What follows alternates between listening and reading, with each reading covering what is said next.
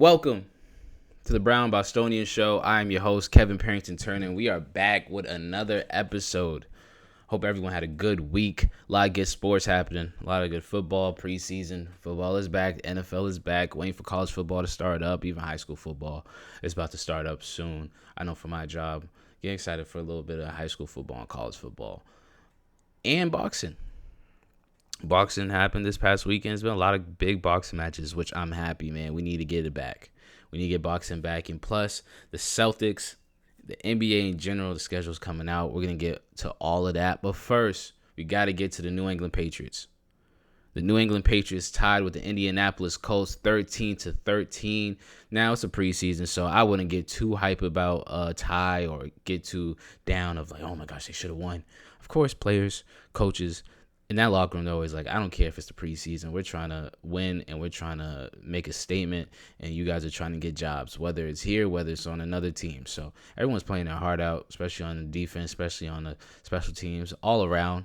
But as a fan, for me, fan for you guys watching, NFL fans, we just want to see if there's some stars we have on our team that can make a role on our regular season team that we think can do well. So the first one, I think, is Kyle Williams. He did really good. He got 2 receptions, 37 yards on a touchdown. The touchdown was one of the early displays of what he can do. 12 yards, Tommy DeVito, the backup quarterback, threw it to him back of the end zone on a go route. He caught it. That was a lone touchdown for the Patriots. Our offense for the backups was not the greatest, but I think that showed a little display of that he's shifty. He can get defenders to miss. He also got a 25-yard catch on a comeback route. Listen, I think he was a standout for the Patriots. Over the broadcast, they said he has a basketball-type release. And you can see it. Light on his feet. We got to see his hands a little bit more because he only got 2 receptions. So hopefully we see him play a little bit more as the preseason progresses. It's only 3 games.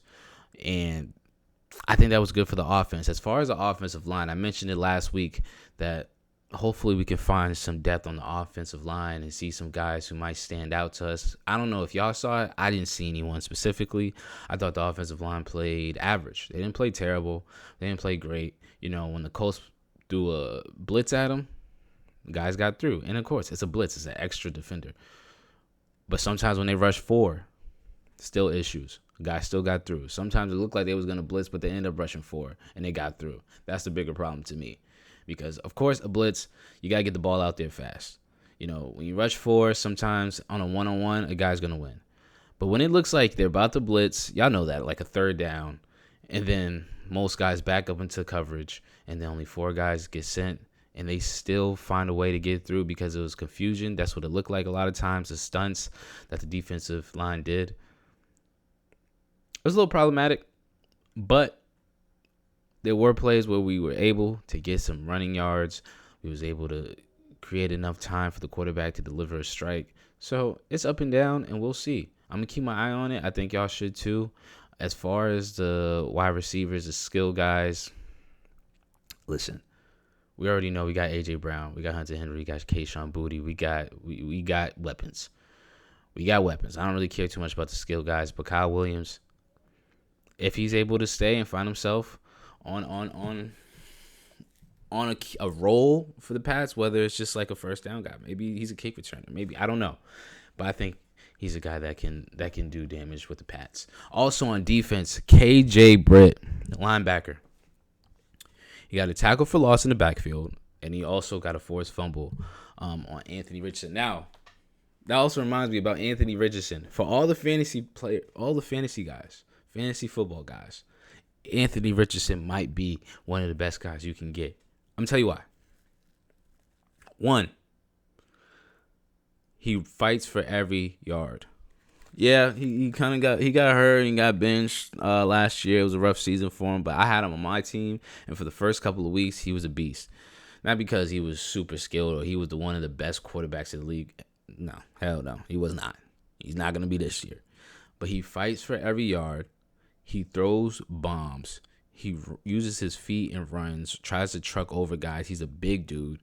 He's perfect for fantasy football, and he's on an average team, which means later in the regular season, he's going to still be fighting for a spot if he stays as a starter.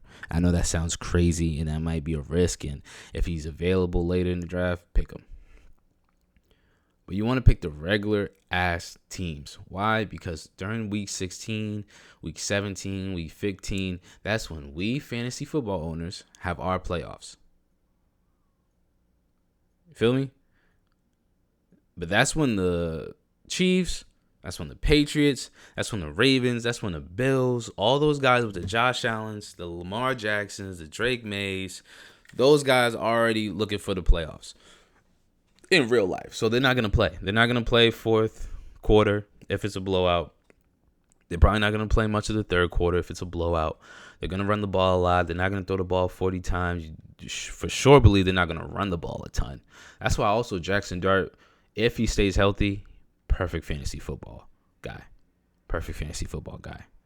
Unfortunately, he's got a couple concussions, but that just shows you he's a guy who wants to run the ball and he wants to win, and the Giants are going to be average. Another perfect guy. I'm explaining it all on my TikTok. Last year, I put some great advice, and it blew up 37K views on TikTok. You can go and check that out over on my TikTok, Kevin Parrington Turner. I'm a 3-time back-to-back champion for fantasy football, bro. I know what I'm talking about. And we're going to do some separate videos on who to pick for fantasy football because it's coming up. Some of y'all drafts probably already happened, and I know I'm pretty late on it. I just want to make sure my draft happens so my guys on my fantasy football league don't know.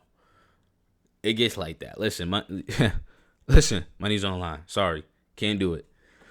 And I know they want me to lose bad. I won the last 3 years straight. So, nonetheless, KJ Britt, he played well. He's a linebacker. We already know what the secondary could do for the New England Patriots. It's all about who can get to the quarterback, who can stop the run for the New England Patriots. We know we got the Christian Gonzalez. We got the secondary that's really good. We just need a star that can really cause disruption for the opposing offense while they're trying to buy time, while they're trying to get some space off the line for the offensive line. Someone who could cause disruption. And hopefully KJ Britt he's that guy. He's not new to the game. He knows how to play. He stepped up. He has some good plays. He didn't play all game for the New England Patriots, but this past week, but hopefully we see that snap count go up and we see what happens. For the special teams, we missed a field goal. Did not love that, and we got a chance to win it. But I'm not going to trip off that too much. I know we go off special teams, especially for preseason. Preseason is the only time where we really should be looking at special teams because that's when the guys are really trying to prove themselves and stay on a roster. You're not going to be a wide receiver no more. You're not going to be a running back. You might be a gunner. You might be a returner. You might be a extra blocker. Pay attention to the special teams. If it happens again, we got a little bit of disruption. Some of it was just a missed kick. Nothing crazy. But if we continue to have some issues, keep an eye on it. That's all I'm going to say. Now, 13-13, only 3 regular preseason games before the regular season. So nothing to trip too crazy about. I mean, the Patriots had some flags, but so did the Colts, and that's expected. There's going to be some, miscommunications, some rookie mistakes. You're dealing with a lot of young guys. It's going to be flags. That wasn't crazy. I believe it was about 5 or 6 flags for the New England Patriots and for the Colts. It wasn't like 10 for each team. Nah. So I wouldn't go anything crazy about the flags, about any too much breakdowns. It's just the offensive line breakdowns did not love. But that's expected in the preseason. You got a lot of guys who are not going to be on the regular season roster. That's just a fact of it. Now, the New England Patriots and the Eagles will play one another this Saturday, 7 p.m. And as far as what to look out for, it remains the same. I think the offensive line is going to be important to see if we can get some depth. That hasn't changed. The special teams, keep an eye out on. Kyle Williams, we'll see if he develops more. Second, third string guys for quarterback. We'll see what happens. Hopefully they keep 3 quarterbacks. I just think it's always smart to keep 3 quarterbacks. But forget all that. We want to know if the starters are going to play. Now, I got some updates that the starters are expected to play. Drake Maye, A.J. Brown, Kayshon Boutte. But they're not going to play much. Of course not. It's the regular season. But we just want to see a drive or two, especially on the offense. I don't care about defense if the defensive starters play. I really don't care. I don't give a shit. I want to see Drake Maye play. I want to see A.J. Brown play. I want to see Keyshawn Booty play, Travion Henderson play, Hunter Henry play. I want to see all those guys play at least for a drive or two and see if they're in sync, if they look better, if they look faster, if they look stronger, if they know the plays, if they look confident in their moves, if they look like they added something to the repertoire. That's all I want to see about a drive or two. Then get them off the field and put the reserves back in. That's it. And I think they will. I think we will see it. I saw an update on Patriots Nation saying they're expected to play. Not much, but the starters are expected to play.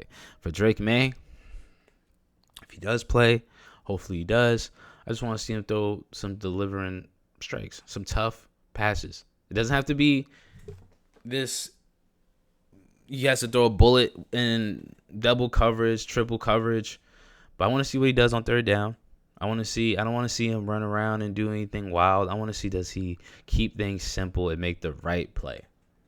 Because that's the difference between a good guy that's super athletic, a good quarterback that can use his legs, has a strong arm, and is just a really good athlete, and a veteran quarterback. That's really the difference between an MVP guy like a Drake Maye, who I think is at that level, or is getting to that level, to a Super Bowl quarterback. Those are two different things. They are. We don't need a guy that's gonna run west and east behind the line of scrimmage and deliver an off-balance throw down the field 40 yards. Nah, we don't need that. We need a guy who's going to get in the pocket, get the ball out with under 5 seconds, and get a first down.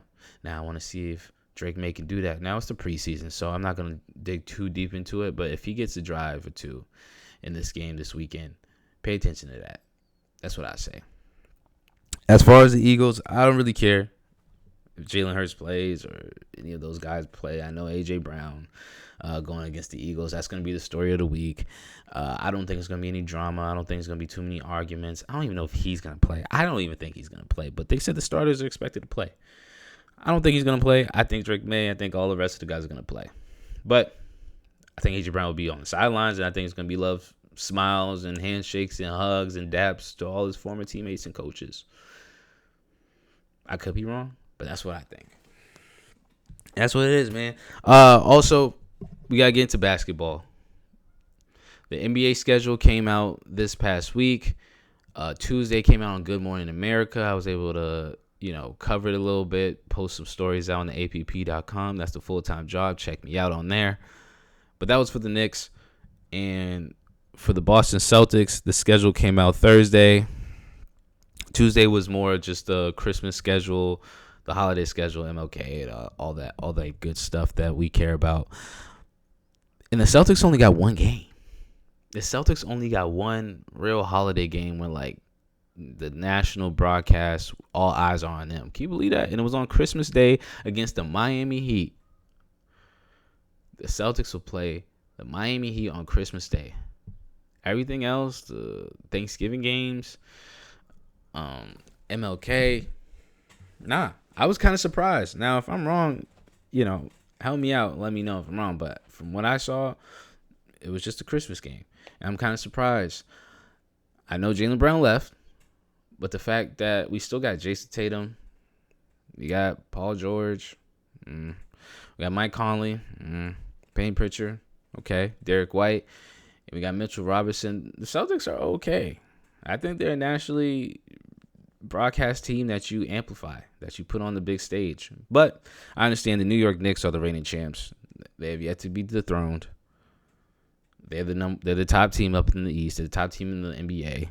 We're not going to dispute that. LeBron James is up in Philly with Jaylen Brown and Tyrese Maxey and VJ Edgecombe. Dog, I seen the 2K ratings of LeBron James, Tyrese Maxey, Jaylen Brown, and Joel Embiid all in the 90s. Pissed me off as a Celtics fan because we gave him one of those. Jaylen Brown. But nonetheless, for the Celtics, they have a Christmas game against the Heat, and they also have a season opener at Detroit against the Pistons. 3 p.m., October 20th. That is the season opener. That is the first game of the season against the Detroit Pistons, a young team, hungry team. That's going to be interesting. I think that game is going to be after the night after. The day after is going to be on First Take. It's going to be on every sports show, seeing like, did the Celtics mess up giving up Jaylen Brown? Of course they did. But it's going to be Dan Patrick, all of them going to be like, this was a stupid trade. Or they're going to be like, well, Jason Tatum looks amazing, so maybe there was a little bit more going on in the locker room about Jason Tatum and Jaylen Brown. We got to see I think that's a big game. That season opener against the Detroit Pistons, against a team that's a playoff team, no question. And that took a step into being in that conversation of contenders over in the East. That season opener is bigger than I think people think. And then the next game, the home opener, is against the New York Knicks. October 23rd, 7 p.m. The Boston Celtics play the New York Knicks, and the Celtics home opener in the Garden. Hopefully we win that game. But I will say, I remember, was it last year or 2 years ago, where the Celtics was just hot from deep and smoked the Knicks bad to start the season? But then we couldn't win the championship. So don't put too much into the season openers, the home openers. But I think for the Celtics in this specific world where we gave up Jaylen Brown and now we're just, I don't want to say stuck, but now we have a Paul George and Mike Conley, two older guys with Jason Tatum. Is officially his team and he has pieces around him. Now, if you love the pieces, if you hate the pieces, whatever. But we can't deny that he has pieces around him. He doesn't have nobody. He does not have nobody. He has a scorer. He has a shooter. He has point guards. I wish we had a better point guard, a real kind of point guard, a younger guy that could just facilitate the ball. But more than Mike Conley, who could also play 35, 40 minutes in the playoffs if he needs to. We need that. We need a vet like Mike Conley, but he's also been like overpaid for like the past 10 years of his career. 5 years of his career, he's been overpaid. But unless it's Jason Tatum's team, I think these first couple of games are going to be amplified on all the sports shows. I don't think that's a question. I don't think anybody can argue that. And then it's going to be quiet for the middle of the season. We're going to see what happens with the Boston Celtics if they win, if Joe Mazzulla figures it out with his team. Will they? I hope so. I for sure hope so. Next. That's it for football and basketball when it comes to Boston sports. I'm going to get to boxing. Claressa Shields beat Kay Scott, 6th round, TKO. And we got to be honest. Coming into this fight, she was 5-1. Listen, there's not much women boxers in the sport, especially who have an extensive resume as Claressa Shields. We know that she's won 19 world championships in 5 different weight classes. She's an Olympian gold medalist. She won medals in Olympics. She's undefeated, 19-0, 4 by knockout. Like, I think she's the GOAT. You know what I mean? You say Layla Ali, I'm gonna be honest with you. She's past my time. I think she might have fought harder competition. No question about that. Layla Ali did. But I think Claressa Shields has been elevating women's boxing. She was the main event. Now, the Ray J fight and Orlando Brown fight, undercard, like, I think she needs to, I would love to see her on, like, bigger cards with the Shakur Stevensons and the Teofimo Lopez's. I would like to see her, but she's a main event. She's a main event. She's a world champion. She just won the WA and the WBA, the WBC middleweight titles. There's nothing less for her to accomplish in women's boxing. Claressa Shields is the best female boxer ever. I don't think that's a question. I think what you saw this past weekend was a display of that, although the opponent really didn't deserve to share a ring with her, to be honest, even though she won titles as well. That's no disrespect to Scott. She's elite. Once you step in that ring, once you get to that point where you're a main event going against a GOAT, you're elite. But the 6th-round knockout caught her with a nasty left at the end of a combo. And then it was just night. It was night-night. I mean, it was from the opening bell. She got her timing right. Claressa Shields did. She got her timing right. She got the jab going off when she wanted to. She got combos going off when she wanted to. Even when she was on the rope, she let K. Scott get off some punches, but she had it under control. And then when it was time to attack, it was over. It was over. And she caught her with a nasty left, and it was over. The referee stopped it. Good decision. And Claressa Shields remains undefeated. I think she's the best women's boxer of all time. I don't think there's much discussion anymore. She just does it time and time again. I saw her fight a mixed martial arts, and she won that. She's just one of the best. Shout out to Claressa Shields and what she's been able to accomplish, and she's still going strong. Shout out to that young lady. But that's all I got. Some big fights going to come up. I know Ryan Garcia fight's coming up. Best believe we're going to cover that. I'm going to do more live reactions, do more shorts, some TikToks. So check me out on YouTube Shorts. Check me out on YouTube Live. Check me out on TikToks. All that. Check me out on the app.com. My name is Kevin Parrington Turner. Stay tuned for the Patriots this weekend. Any more news, we're going to get to it. Being more consistent with it. I promise y'all. I promise y'all that, and I'm owning up to it. Till next time. Peace.